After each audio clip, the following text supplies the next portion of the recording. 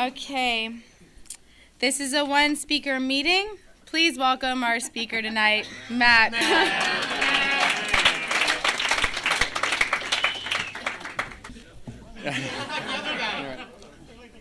Hi, I'm Matt Kimball again, alcoholic. And I slipped. I drank on the way to the seat, and I'm grateful to be here. I'd like to thank Sean for asking me to come down and share. It's an honor and a privilege to be asked to participate in an AA meeting. I love Alcoholics Anonymous. I really do. When all else fails, Alcoholics Anonymous has always been there. When everything else fails in my life, Alcoholics Anonymous is always a place I can go and just be. And thank God. I'm happy and sad and married and divorced and a father, and now my son.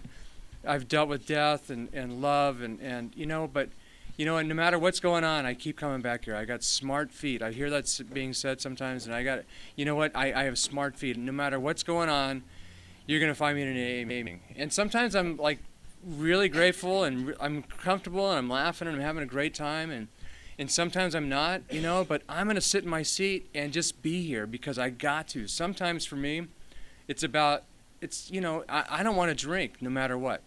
And I'm afraid that if I stop going to meetings, that no matter what will eventually it'd be easier to start drinking again. I don't see a lot. I mean, there's a lot of people that are sober for a long time, but I just, I'm like Danny Trejo used to say, I want more. You know what I mean? I've always wanted, I've got a disease of more, and I want more time. You know what I mean? I want more time. I want more sobriety, but I don't want more gray. But if you're new to Alcoholics Anonymous, I want to welcome you to AA. I want to tell you never have to feel the way you're feeling ever again. And if you feel like crap and you feel like you're in the wrong place, give this thing 30 days. How this thing works is we don't, go to a meeting every day and don't drink between meetings. And if you feel like getting high tonight, just don't get high tonight. Get high. Tell yourself first thing tomorrow. And that's like we're a program of people saying first thing tomorrow, just first thing tomorrow. And in doing that, you also learn how to put off like going to work too. First thing tomorrow, I'll pay that bill next week. How many checks do I got left?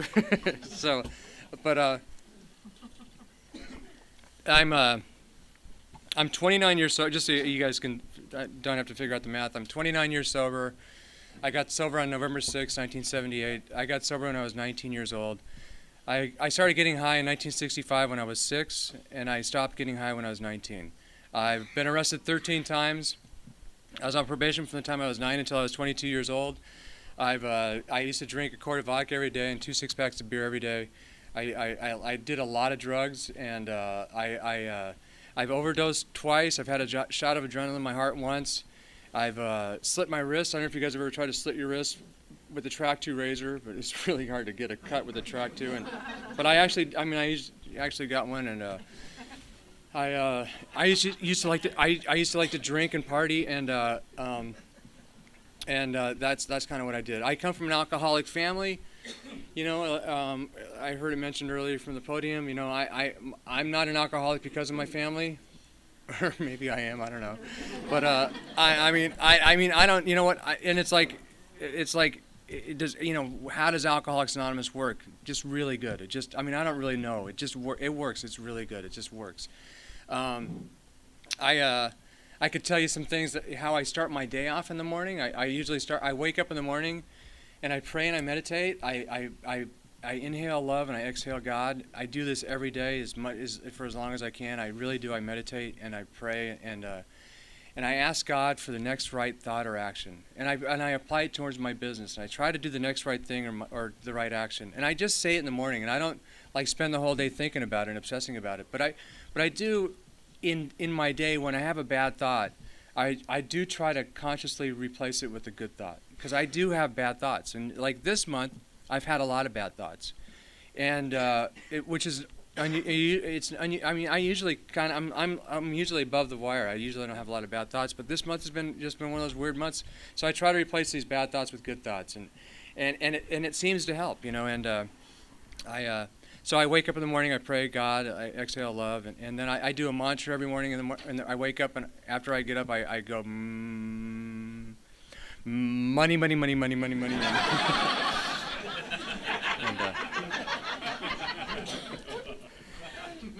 I've learned new words in sobriety: manicure, pedicure, and I like to, I like to take care of myself today. I never did before, and I recently I just started working out. I hired a trainer. I see a trainer 3 times a week. I go Monday, Wednesday, and Friday, and I'm a guy. I don't like to spend money on myself. I'm like the last guy I'm going to spend money on is me. I don't have a lot of and I think that has to do with self-worth, and I've learned here to try to treat myself a little bit better and give myself some gifts. So, I learned that from you guys. So thanks. I mean, it's nice. So, I feel good. I have 3 brothers. I'll give you some family history. I have my father died of cirrhosis of the liver when I was 3. I come from a lot of abuse in my family. I had a lot of physical and mental abuse when I was younger, and my father was a major in the Air Force, and I guess before I turned 4 years old, he tried to kill my mom, and he strangled my mom, and so the Air Force sent him away for a year. He went to Iceland for a year, and came home. I guess there was a lot of fighting going on with him and my mom, and I just this year, in my family, like when my dad died, we never talked about him again, ever. It was like taboo. We never talked about my dad. And as I grew up with my brothers, my brother John, 5 years older, and my brother Jim was 8 years older, they would say, every now and then, they would say something about my dad in a bad way. And I would always go, not my dad was a great guy. And that's how I'd answer it. I've always said that. I've had a quick tongue with that. And just to kind of, because I don't know. Maybe they did talk about it, I just didn't want to hear it. So, and I always had this, I have this imaginary father of a John Wayne, John Lennon, Johnny Carson kind of a guy, and it turns out my dad was an asshole, so, and he liked to drink, but he was a great guy too. I guess he had a lot of charm, and so I guess he tried to kill my mom, and they sent him away for a year. And when he came back on a 4th of July party, they had run out of booze, and that night he drank rubbing alcohol, and the doctors had already told him if he didn't stop drinking he was going to die. And so 2 weeks later, he was in the hospital for 2 weeks, and he died. And I didn't get to see my dad when he was in the hospital. And I remember they took him away, and I didn't go to the funeral. We were living in Hermosa Beach at the time, and he was buried in San Francisco. And then he was like, okay, he was out of sight, out of mind. And so just like in February, I was talking to my oldest brother. I go, I've never asked. I go, I need to know. I was seeking some outside help, and I asked my brothers what my dad was like, because I had no idea. So my brother Jim, my oldest brother, in February, he said, I go, what was Dad like? He goes, are you serious? You really want to know? My brother was 54. Here I am, 48. And he goes, I said, yeah, I really want to know. And he goes, well, it was horrific, terrifying, and I still have insomnia to this day. And I go, Jesus, man. And he said that he used to get beat up every day, and the violence was really bad. And my mom would scream and yell and slap us around. And I was thinking back, I just, and the reason why I say this is because I didn't know when my son was born in 1986, when I saw my son being born and I was sober for a little while, 78 to 86, 8 years, whatever, my first thought upon seeing my son was, I hope I never hit him. It was my very first thought. Oh my God, I hope I never hit him. And I had no idea why. And that's just some history in my family. So, and then my brother John, every now and then he'll say, that like we went to dinner last year, just before me finding out what kind of father my father was. John was telling his fiance and my nephew about my dad, and I did what I always do. I said, not my dad. My dad was a great guy. And John, if you guys know John, he had a toothpick in his mouth, and he leaned back on his chair and he folded his arms and he goes, Grandma was a whore, don't you?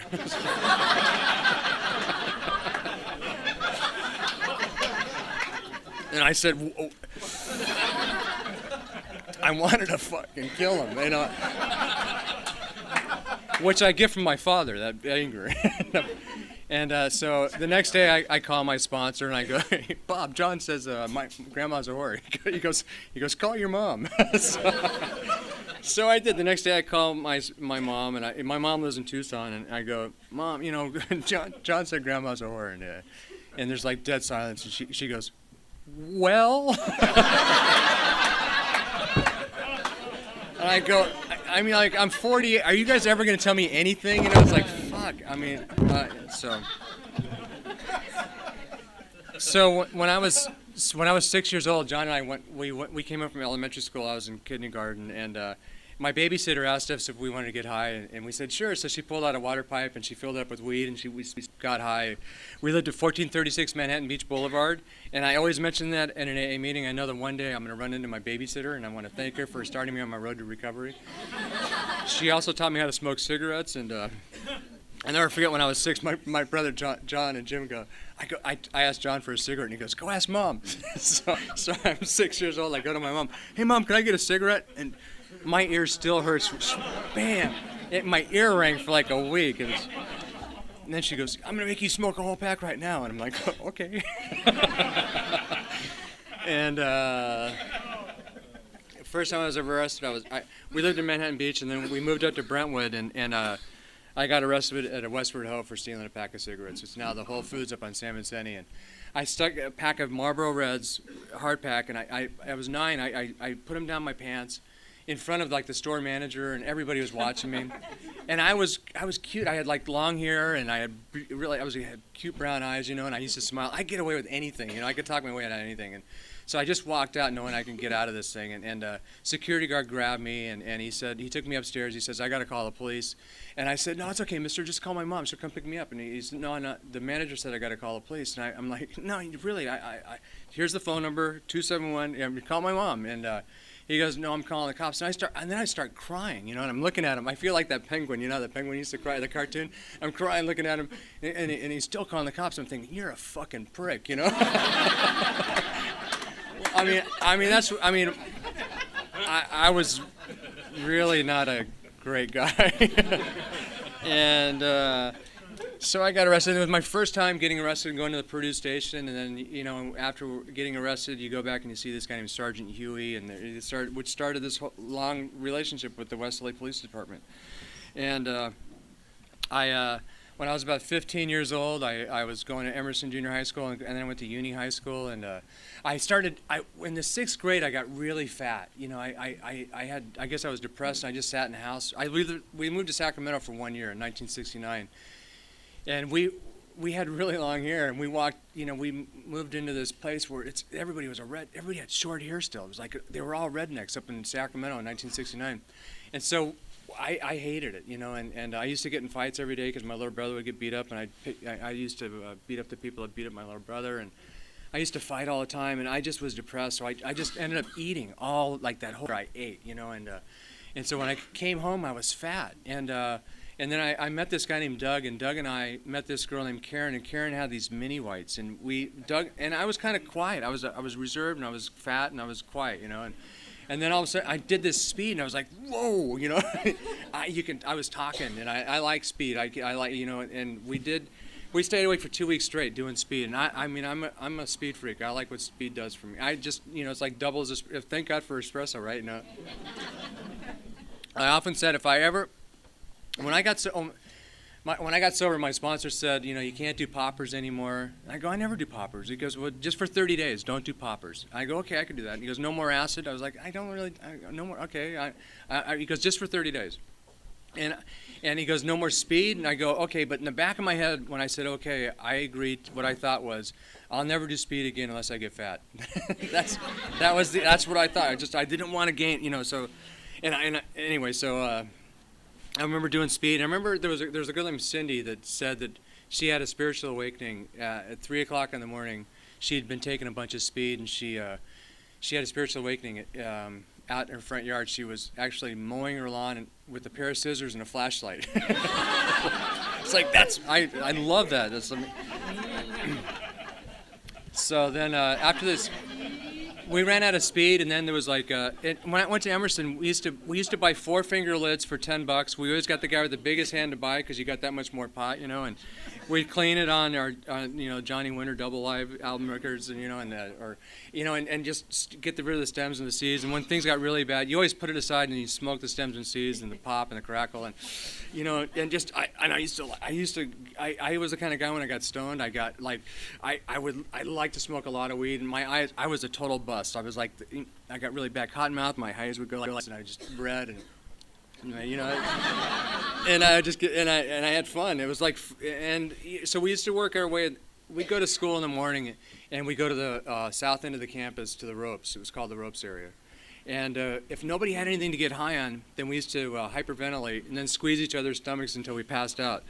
And that's how we started our school. And then we'd work our way into the quad area. We'd take a bunch of Quaaludes, and people had Nebutol and Dordan and Valium and Librium, and so I liked Reds. I turned into like a Red freak. I really liked taking Reds. They're just great. And the next day they're even better. You just kind of wake up after Reds and just like, you're still high, And I like Reds a lot. And I used to take Placidils were great. I like Placidils. I really like what those did to me. And then, and you could take the stuff, you could poke holes in it, and you can come on really fast. You could drink with it, and it was so good, And then I remember taking acid, and I tried to take this clear window pane, and turns out that if you just cut the stuff in 4s, you could take, that's enough, or a quarter of it. And I would take acid. I'd take a hit, and I'd go, nothing, so I take another hit, nothing, I take another hit, nothing. It takes like an hour to come on, so I take like 5 hits, and so I'd be like on acid. This is me on acid. I'd just be like this. I go, help, and I'd be like, I'd pay $1 million to get off this shit, And then, and then you shut your eyes and the patterns, And then the next day, you're like, you come down, you're off this stuff, and then the next day you're at a party. Got anything? I got some acid. Okay, give me some.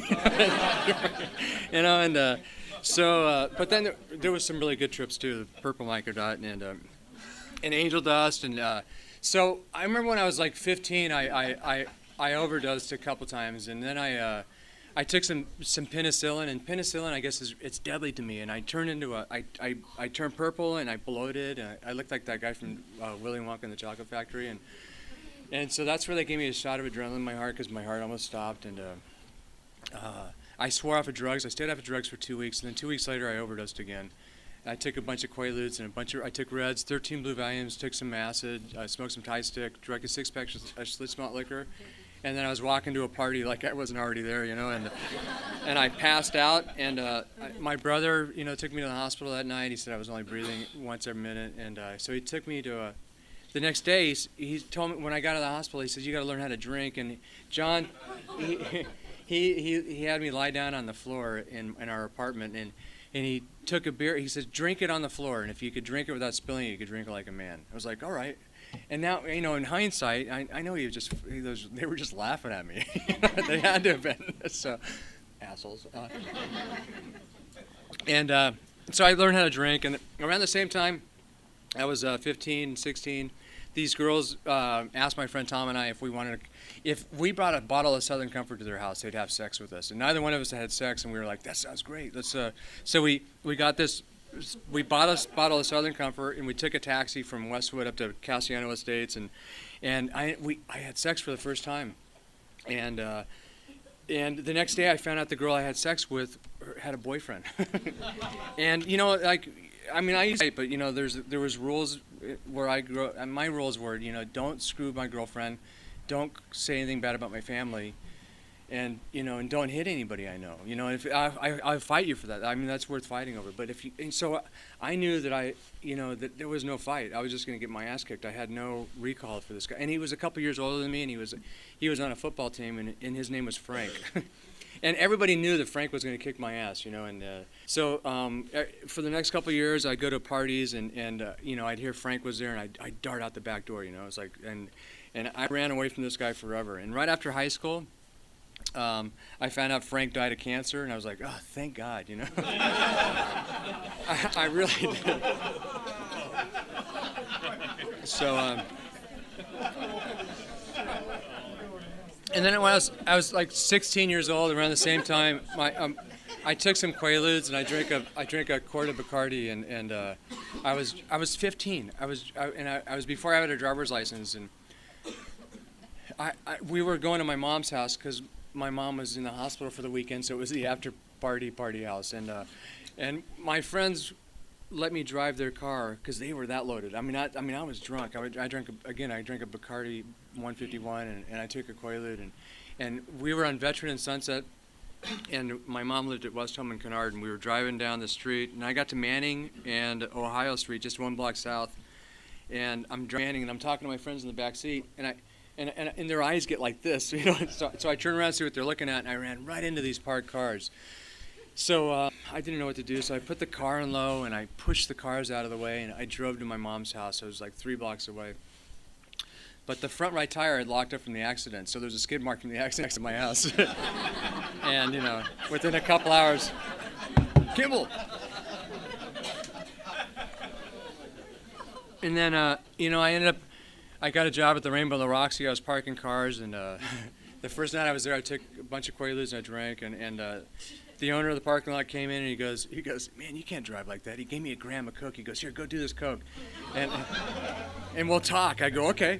So I did the blow, you know, and I come back and I talked to him all night long. I found my girlfriend had been sleeping with somebody, and I told him about it, and so he made me the manager of the parking lot that night.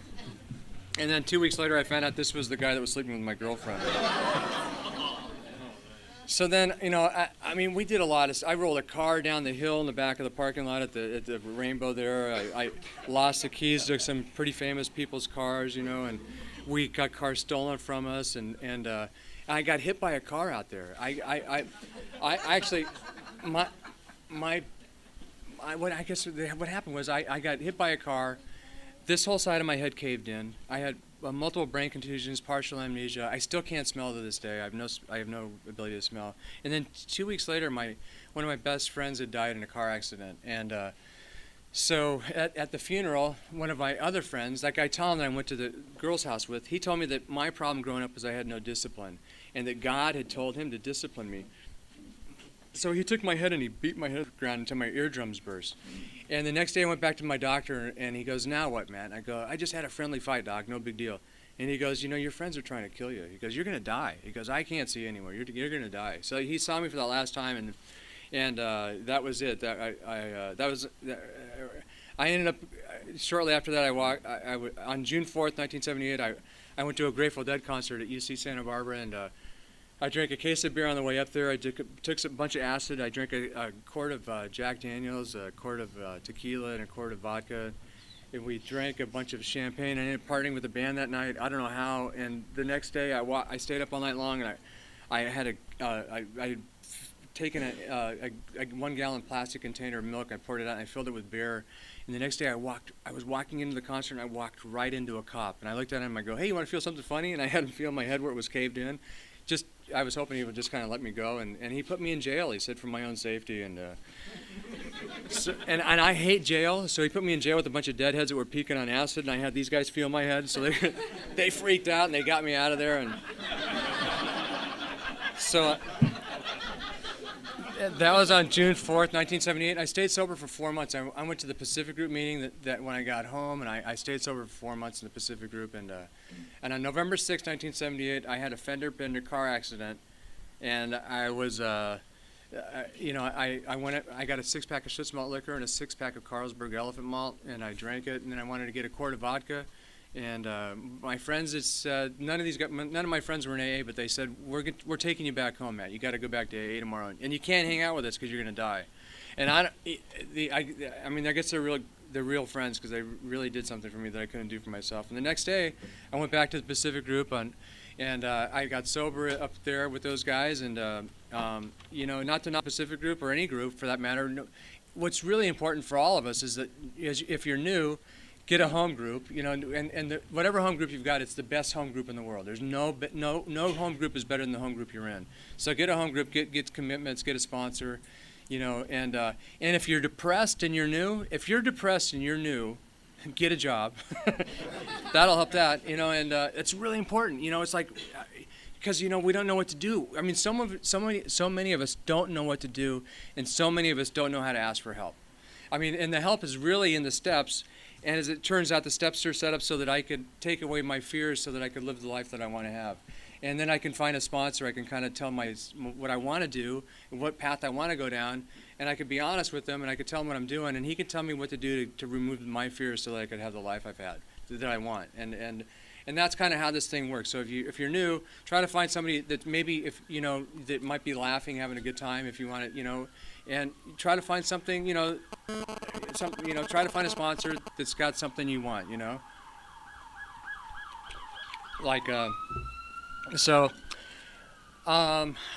November 6, 1978, I got sober, and I got, like I said, in the Pacific Group. I was 19 years old. I went back to college, and I remember I got Clancy as a sponsor, and he I got this job offer. I wanted to become a sound engineer, and I read my 4-step to Clancy, and after I did that, he asked me what I wanted to do for a living. I told him I wanted to be a sound man, a sound engineer, and then shortly after that, I got a job offer at this place called the Blue Lagoon Saloon, which is right down the street here on Lincoln, and I was like 20, and I called Clancy. I said, I got this offer to go mix sound at this club, but I can't take it because I know I'm going to miss the big Wednesday night meeting, and I won't be able to go to the Saturday night meeting.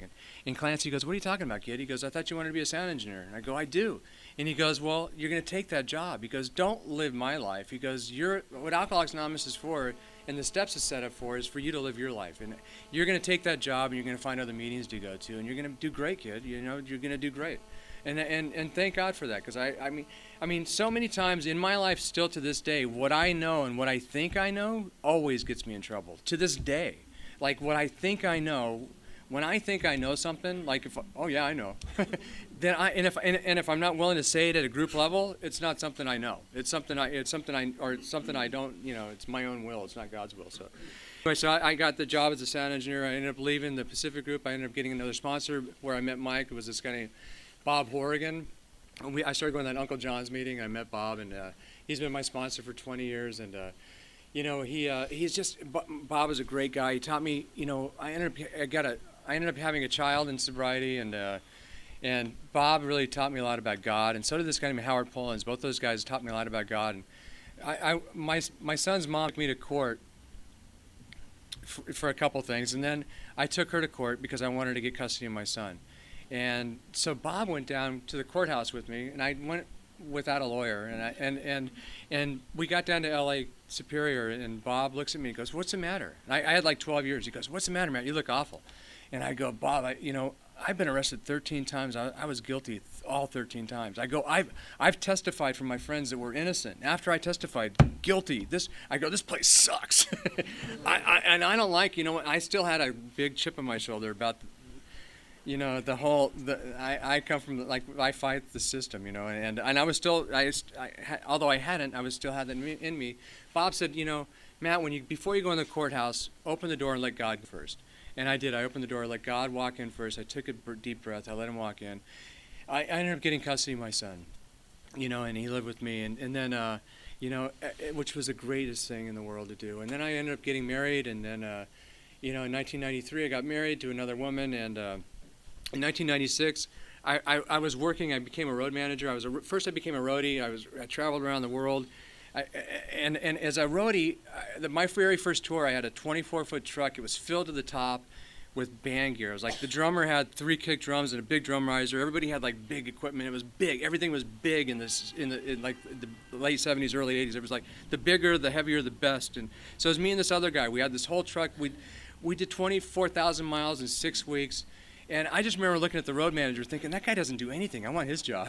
and that's pretty much the way I always do my life. Like, less is more, and you get paid more money. So I saw the road manager. I thought, I want to be a road manager. And I ended up becoming a road manager. Talked to you guys about it. Anyway, in 1996, I was a road manager. And I'd been married for a while. I came home, and I found out my wife asked me, she wanted to move out. And I came back from this tour. I'd just been working with an actor and a comedian. I was his road manager, and he actually offered me a job. If I ever wanted to work, he goes, "You got a job with me for life. If you ever want to work on any of my movies, let me know." And when I got back from that, from that experience, my wife said she had to leave, and I found out I had cancer, and I set up my tour so I'd work in the summertime and I'd take the rest of the year off. So I was just getting ready. It was in June, so I was getting ready to go on tour. So I had to cancel all these tours because I had to stay home and take care of my cancer. I lost my house. I lost my jobs. My car got totaled. My wife left me for somebody else. And then my son's mom took me to court to get custody of my kid because she thought that I wasn't going to be able to take care of him. And this all happened in 2 weeks' time. I was like, fuck, okay. I mean, and it was a scary time. But I came here and I told you guys what was going on. And then right after I dealt with this whole thing, they gave me a radical neck dissection, and I'm one of these alcoholics. No matter what, as an alcoholic, we don't take drugs, we don't drink, no matter what, because it's the phenomenon of craving for us. It's like if one, just that one can start the whole thing. And so I've always been one of those guys. So when I went in for the surgery, I told the nurse, I go, you know what, don't give me anything, no matter what. And my sponsor, Bob, said, you take whatever they tell you. And I called Clancy, too, and Clancy says, you take whatever they give you. But I still was like, so I'm not going to take anything. So I woke up, and I said, I looked at my brother John. He was in the room, and I go, I just want to die. I want to die. I'm done with this thing. I just want to die. And John goes, call the nurse. And I go, I just want to die. And she goes, I got something to make you feel better. I go, all right, give it to me. And John's crying, and they put something in the IV, and I looked at John, and I go, oh, I'm melting. I go, what was that stuff? And she goes, morphine. I go, how often can I get it? And John goes, I want some,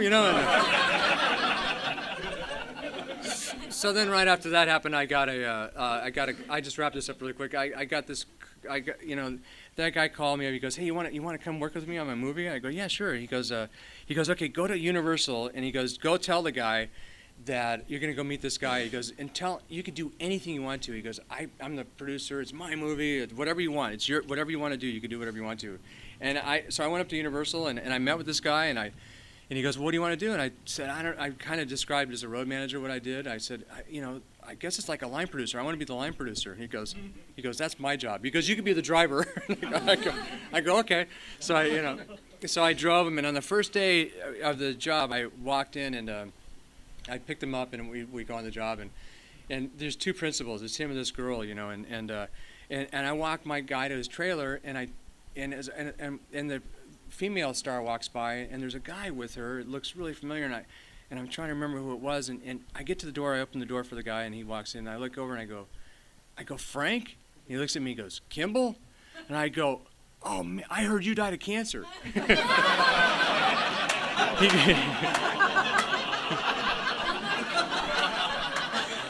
He goes, I heard you died of cancer. And I said, I swear to God that no, she was your girlfriend. He goes, you swear to God? It turns out he's like a black belt in karate, and then they put me in a movie, and one day they go, do you want to be in the movie? And I go, sure. So they told me to go to wardrobe, and they thought it was really funny. They know that I tell everybody I'm an AA, so they know I'm an AA, and they know that I just had cancer, so they think it's funny that my part in this movie is I had to sit at a bar, drink some fake whiskey, and smoke a cigarette. It was like it's a total inside joke, and I messed up the scene a bunch of times, and I finally did it, and then I took my son to the cast and crew screening, and I'm sitting there with Travis, and I said, Travis, what? I don't think I'm going to be in the movie, but if you see me, don't say anything, don't embarrass me. And he goes, okay, Dad. So half the way through the movie, I figure I'm not going to be in the movie, and then all of a sudden, it's like this shot opens up, and it's me, like big, and I stand up, I go, look, there I am! And everybody started cracking up. And they gave me a credit, drunk at the bar, Matthew Kimball, and it was a great time. So about 5 years ago, I was really tired, or 6 years ago, I've been tired of traveling on the road, and one day, I sponsor a painter, and one day I painted with him, and I really like paint. I just like what happened, and I started this painting business. 10 years ago, my ego was way too big to become a painter, but now I'm a licensed paint contractor, and I do painting. I'd rather do painting than anything else.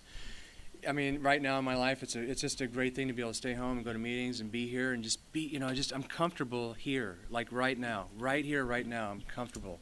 for the first time in my life. It's the greatest gift this Alcoholics Anonymous thing has been. When I got here, I needed $500 in a lawyer. You know, that's what I needed, you know, and I've been so overpaid, you know. I've just been so overpaid. So if you're new, stick around here long enough to find out what it is you're going to get that wasn't even on your list this year. I mean, there's just so many. It's just a great thing. So thanks for being here, and thanks for my sobriety.